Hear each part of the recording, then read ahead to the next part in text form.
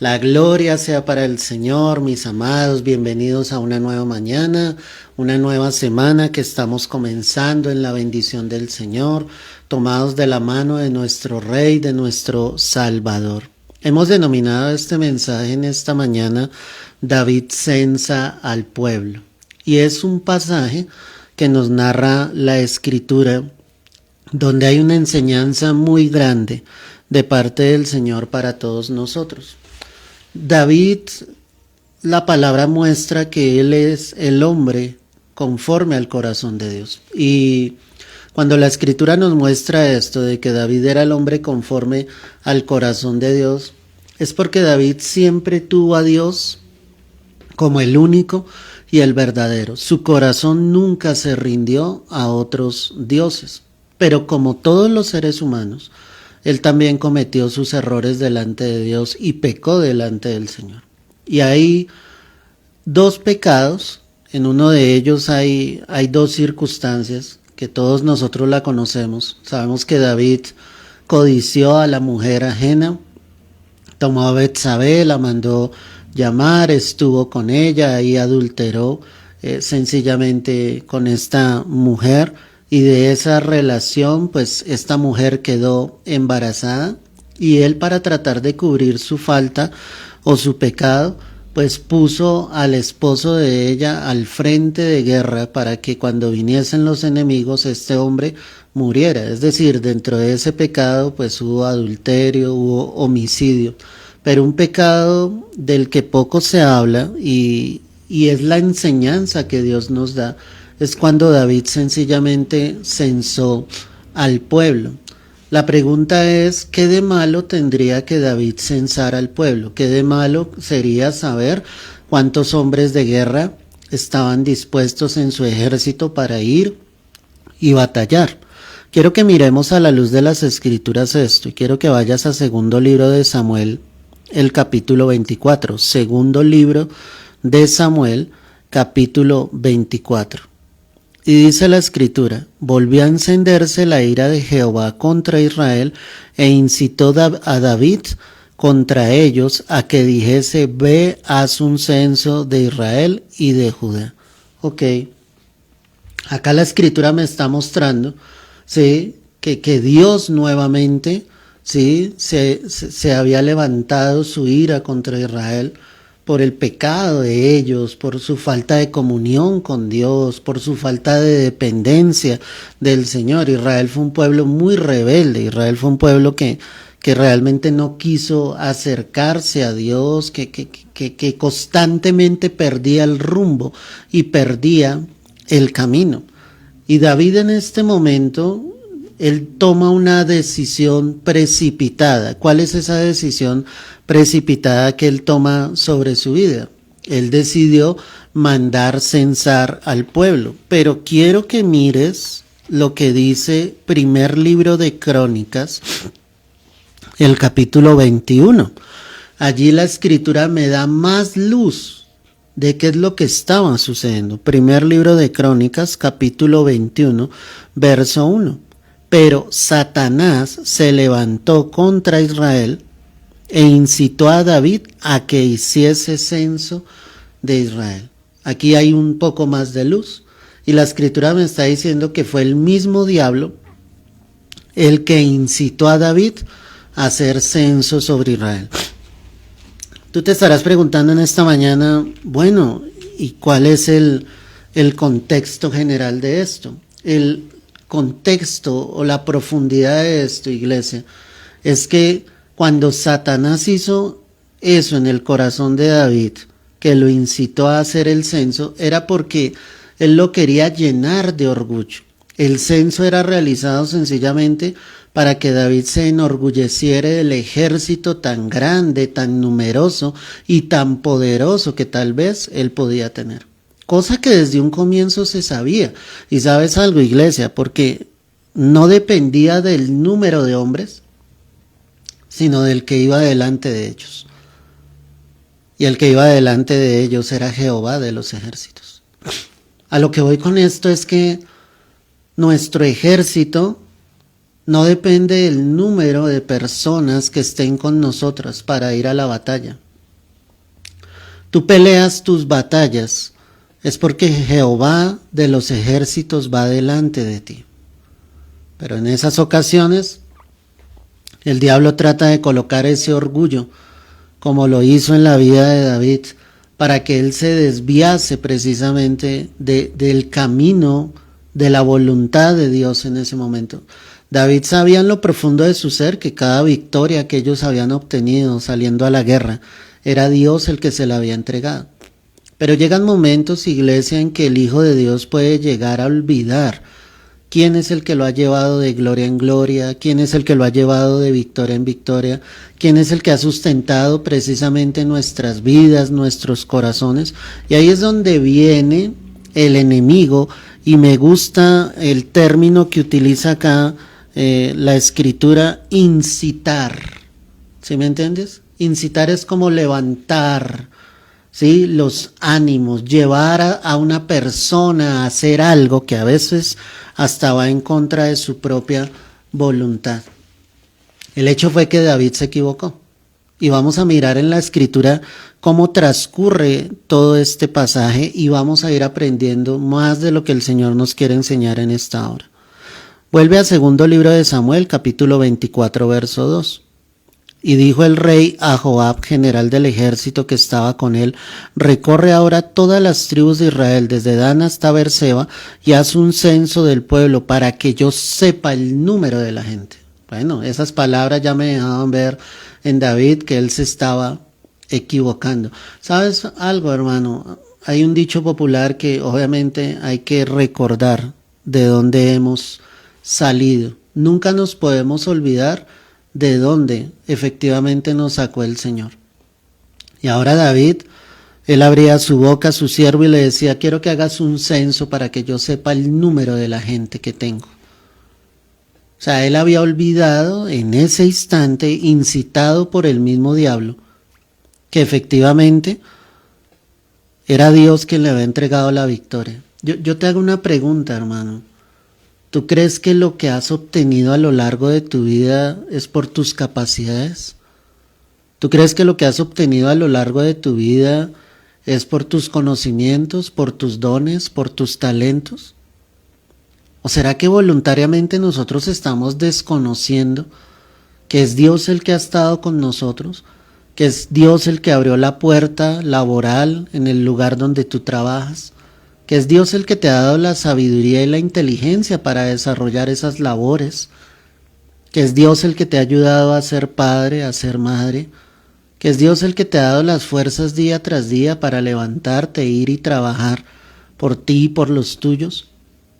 ¿Has olvidado de dónde te sacó el Señor? ¿O en algún momento te estás parando como Nabucodonosor frente a su reino en Babilonia diciendo: esta es la gran Babilonia que yo edifiqué? ¿Será que ha llegado el orgullo sobre nuestras vidas de esta manera, olvidando que Dios es el dador absoluto de todas las cosas? Olvidando que es el Señor el único y verdadero que hace la obra en nuestras vidas, en nuestros corazones. Parece que David hubiese olvidado por un instante quién era el Dios que le había entregado esas victorias, quién era el Dios que le había dado esa valentía para enfrentar osos, leones, para defender el rebaño, para ser un verdadero rey sobre Israel y defender a su pueblo con ímpetu, con fortaleza. Todo era causado porque en un momento, en un descuido, se dejó incitar por el diablo. La palabra lo dice, no estamos especulando absolutamente nada.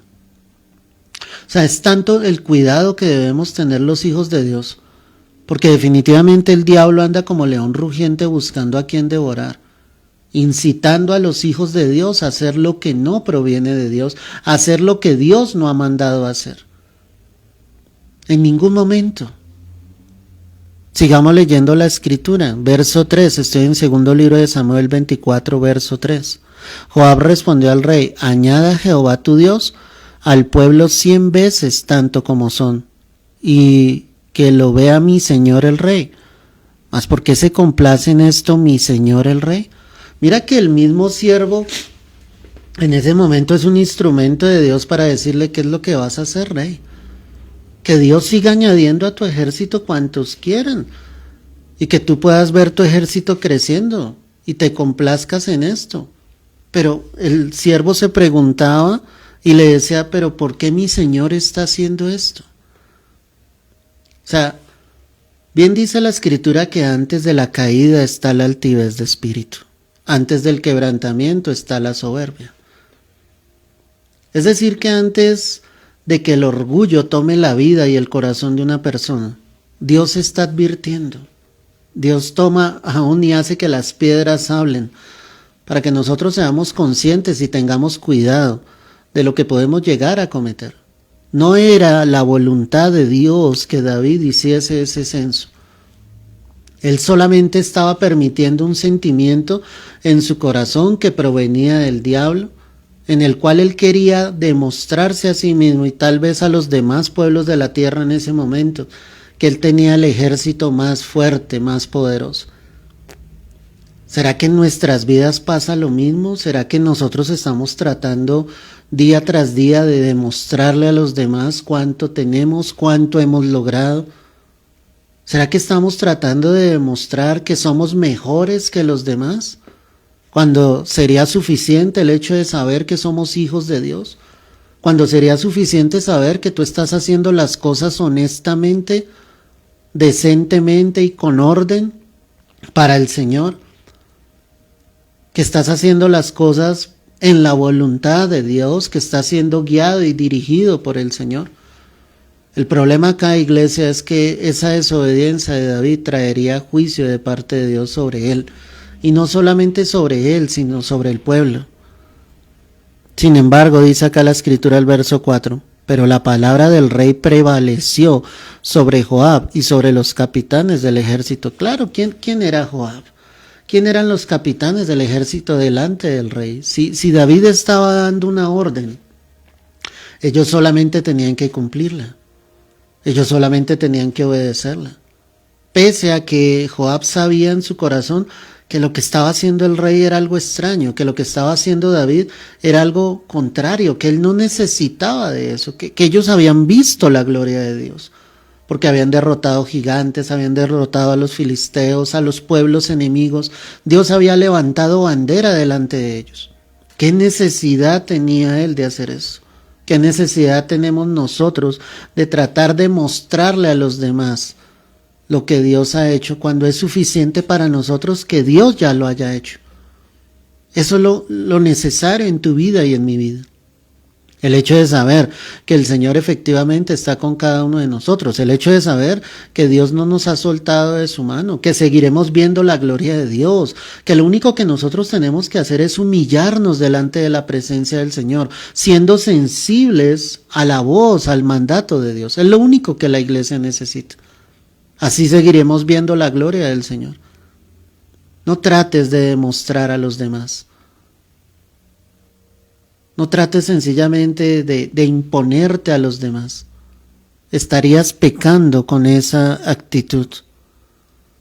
Y pasando el Jordán acamparon en Aroer, el sur de la ciudad que está en medio del valle de Gad y junto a Jazer. Después fueron a Galaad y a la tierra baja de Otzi, y de allí a Danján y a los alrededores de Sidón. Fueron luego a la fortaleza de Tiro y a todas las ciudades de los heveos y de los cananeos, y salieron al Negev de Judá de Beerseba. Todo este recorrido lo estaban haciendo para censar, para saber cuántos hombres mayores de 20 años estaban listos para la guerra, estaban dispuestos obviamente para salir en el ejército de David. Después que hubieron recorrido toda la tierra, volvieron a Jerusalén al cabo de 9 meses, imagínate eso, y 20 días. 9 meses y 20 días censando, 9 meses y 20 días tomando dato de cada uno de ellos.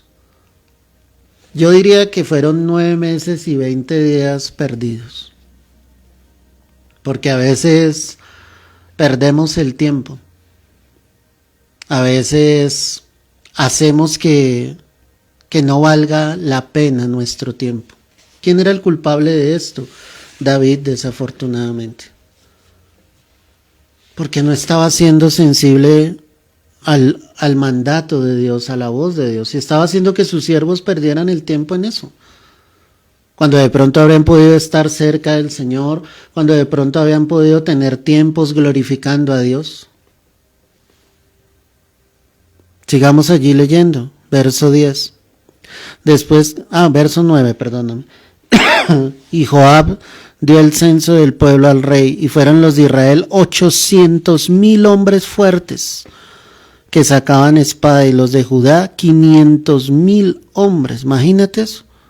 Más de 1,000,000 de personas de un ejército. El dato exacto que nos da acá la escritura eran 1,300,000 personas, varones, que podían ir a la guerra. ¿Qué sucedió después de esto? Después que David hubo censado al pueblo, le pesó en su corazón y dijo David a Jehová: yo he pecado gravemente por haber hecho esto. Mas ahora, oh Jehová, te ruego que quites el pecado de tu siervo, porque yo he hecho, ¿qué? Muy neciamente.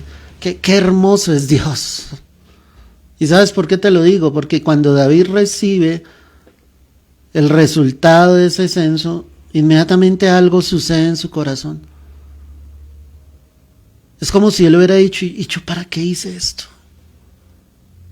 ¿Yo por qué me dejé incitar? Él inmediatamente supo que había pecado delante de Dios. O sea, en su corazón él sabía que eso no lo hacía más grande delante de Dios. En su corazón él supo que no importaba el número de hombres, que el valiente que iba delante de él se llamaba Jehová de los ejércitos. Que el que le entregaría definitivamente la victoria día tras día sería el Señor. Y es algo que tú debes saber en tu corazón. A veces nos equivocamos tratando de hacer las cosas, iglesia, en nuestras fuerzas.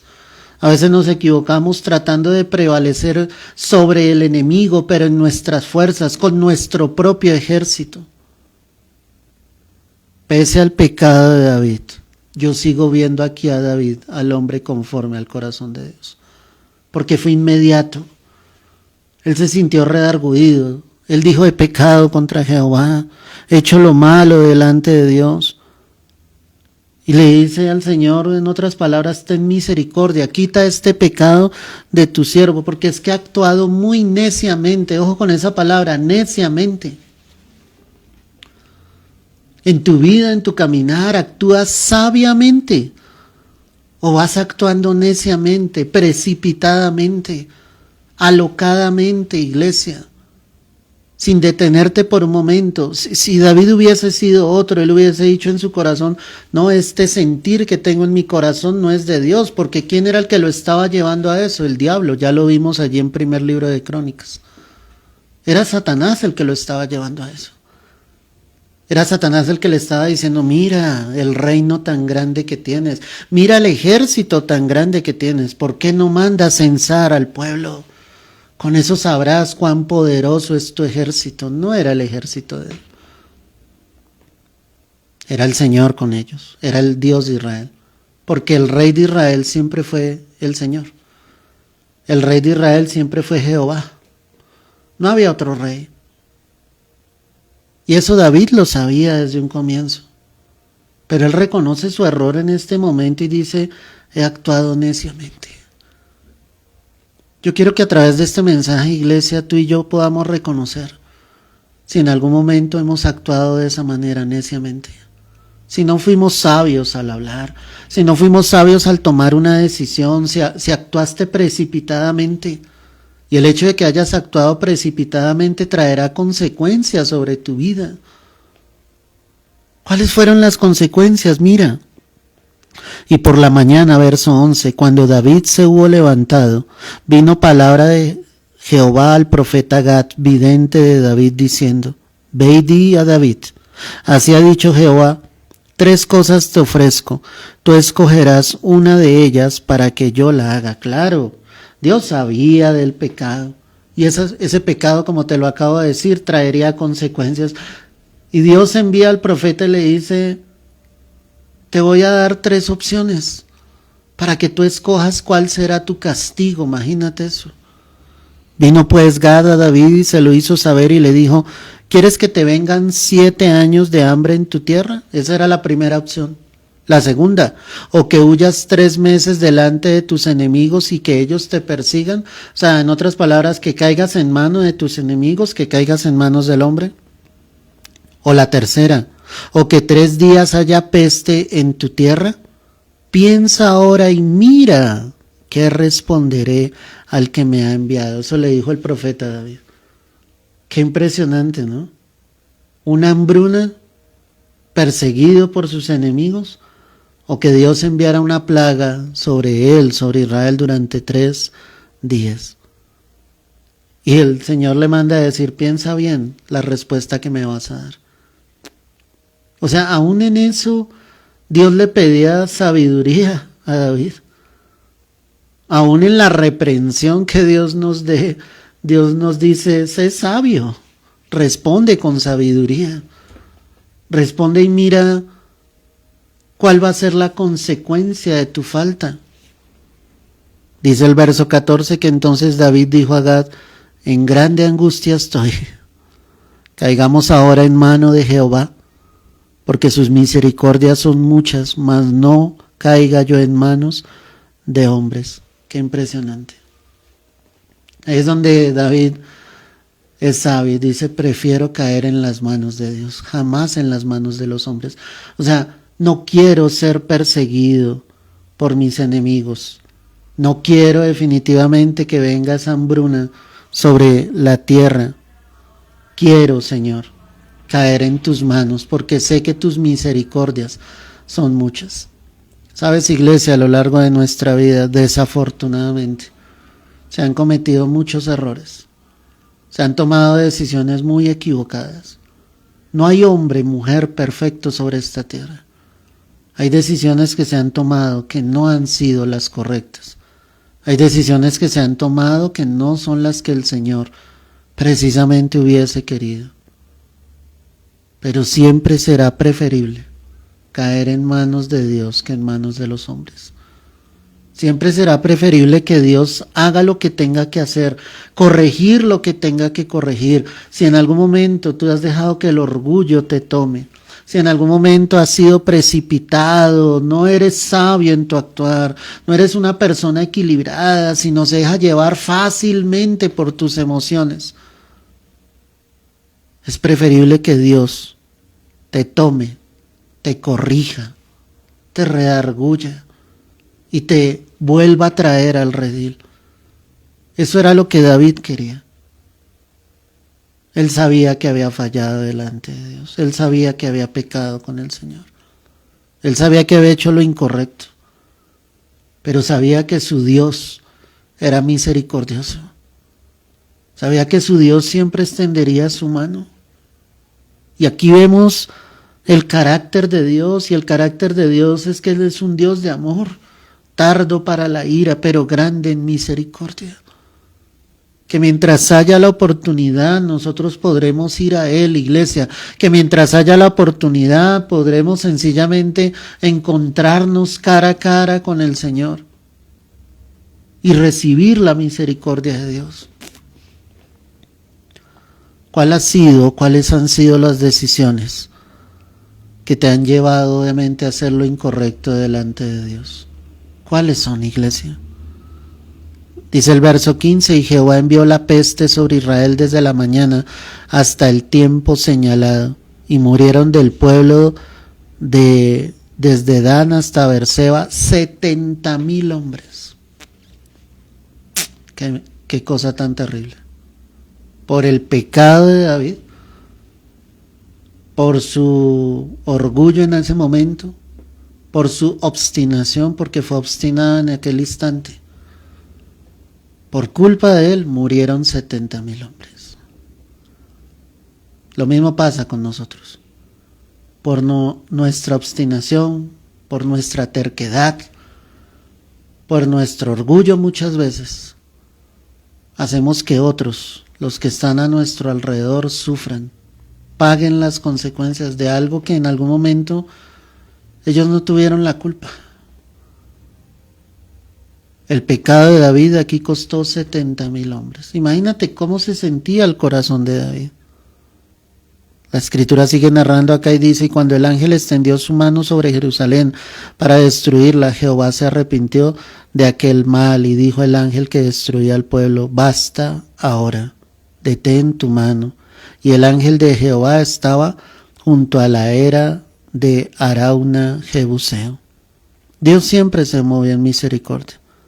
Obviamente el castigo sobre Israel vino durante esos 3 días, esa peste vino sobre esos 3 días, murieron esos 70,000 hombres. El verso 17 dice, y David dijo a Jehová cuando vio al ángel que destruía al pueblo, yo pequé, yo hice la maldad. ¿Qué hicieron estas ovejas? Te ruego que tu mano se vuelva contra mí, contra la casa de mi padre. Claro, el dolor de David era grande en ese momento y dice, Señor, yo fui el que me equivoqué, yo fui el que hice la maldad, Señor. ¿Por qué está cayendo, Señor, tu juicio sobre ellos? Es que nuestras decisiones siempre tendrán consecuencias. Nuestros actos alcanzarán a los que nos rodean, lamentablemente. Y habrá sufrimiento, y habrá dolor, y habrá quebranto. El corazón de David en este momento no estaba para nada bien. Era terrible la mortandad que estaba sucediendo sobre Israel. Y solamente Dios con su mano poderosa podía detener aquella mortandad. Dice que Gad vino a David aquel día y le dijo, sube y levanta un altar a Jehová en la era de Arauna Jebuseo. Y acá la palabra empieza a mostrar cómo Dios le ordena a David que haga un altar para que la mortandad cesara. Me voy a adelantar un poco, verso 25. Y edificó allí David un altar a Jehová y sacrificó holocaustos y ofrendas de paz. Y Jehová oyó las súplicas de la tierra y cesó la plaga en Israel. Amén y amén. La única manera en la que se detiene las consecuencias de nuestras faltas es clamando a Dios con un genuino arrepentimiento. La única manera en que Dios detendrá su juicio justo es con oración, es con clamor, es levantando un altar. Y levantar un altar, iglesia, es levantar un altar de oración, de clamor al Señor. Nuestros actos traerán consecuencias. Nuestra desobediencia a Dios traerá consecuencias. El hecho de no ser sensibles a Dios, y como le sucedió a David en este momento, donde Satanás lo incitó a censar al pueblo, traería consecuencias. Todo porque hubo un momento de descuido donde su corazón se dejó llenar de orgullo, donde trató de demostrar a los demás cuán grande era su ejército, cuando él no necesitaba de eso. Todos los pueblos de la tierra hablaban de David, de Israel y de sus valientes. Cuando tú lees los pasajes anteriores encontrarás los 3 valientes de David. Eran hombres fuertes, eran hombres aguerridos, eran hombres que no temían a nada. Y salían y peleaban y derrotaban a los filisteos. Obvio, eso corría por toda la tierra. La gente sabía quién era David y sus valientes. ¿Qué necesidad él tenía de tratar de mostrar o de saber el número de los que estaban con él? ¿Qué necesidad tienes tú de mostrarle a los demás, de llenarte de orgullo, de llenarte de soberbia? ¿Por qué no bajas tu cabeza día tras día? ¿Por qué no reconoces que todas las cosas provienen del Señor? ¿Por qué no reconoces que tu alimento llega sobre tu mesa porque a Dios le place? ¿Por qué no reconoces que las fuerzas que tienes día tras día el Señor te las da? No trates de mostrarle a los demás lo que tienes, lo que has conseguido, dónde vives, cuáles son tus bienes. Vive humildemente delante del Señor y delante de los hombres. Aquel que se humilla será enaltecido, y cuando seas enaltecido será para gloria y honra de Dios. La enseñanza de hoy es clara, iglesia, y es una enseñanza tremenda de las consecuencias que puede traer una mala decisión. Aunque David se arrepintió, hubo consecuencias. Aunque David fue sabio en su decisión de caer en manos de Dios y no de los hombres, trajo consecuencias. Que Dios nos ayude, iglesia.